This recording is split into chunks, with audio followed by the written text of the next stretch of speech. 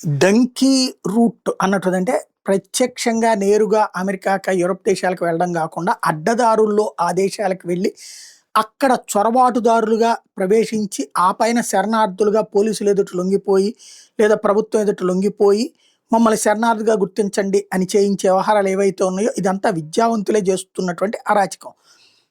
ఇది మామూలుగా ఏ సోమాలియా వాడు పోయాడు, ఇంకోటి పోయాడంటే అర్థం ఉంది. మన దేశం నుంచి కూడా అట్లా పోతున్నటువంటి వాళ్ళు అనేక మంది ఉన్నారని ఇంతకుముందే ప్రస్తావించుకున్నాం. ఇప్పుడు అలా పంపించే ట్రావెల్ ఏజెంట్ ఇంట్లో 313 కిలోల వెండి, 4 కోట్ల రూపాయల క్యాష్ దొరికిందట. అమెరికాకు భారతీయులను దొంగచాటుగా తరలించేందుకు డుంకీ ట్రావెల్ ఏజెంట్ ఇంట్లో జరిపిన తనిఖీల్లో ఈ కళ్ళు చెదిరే రీతిలో సొత్తు వెలుగు చూసింది. భారతీయుల అక్రమ రవాణాకు సంబంధించిన మనీ లాండరింగ్ కేసు దర్యాప్తులో భాగంగా గురువారం ఎన్ఫోర్స్మెంట్ డైరెక్టరేట్ బృందాలు ఢిల్లీ, పంజాబ్, హర్యానాలో డజన్కి పైగా ప్రాంతాల సోదాలు జరిపినాయి. ఈ సందర్భంలో 4.62 కోట్ల నోట్ల కట్టలతో పాటు 19.13 కోట్ల విలువైన 313 కిలోల వెండి, 6 కిలోల బంగారం కనిపించినాయి.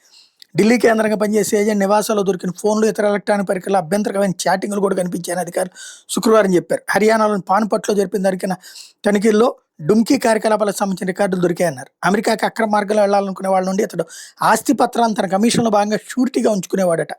అమెరికాకి దొంగచాటుగా ప్రవేశించాలనుకునే వలసదారులు గాడిద మాదిరిగా సుదీర్ఘ కష్టమైన ప్రయాణం చేయాల్సి ఉంటుందని చెప్పేందుకే డాంకీ ఆర్ డుంకీ అనే పదం వాడుతున్నటువంటిది తెలిసిందే.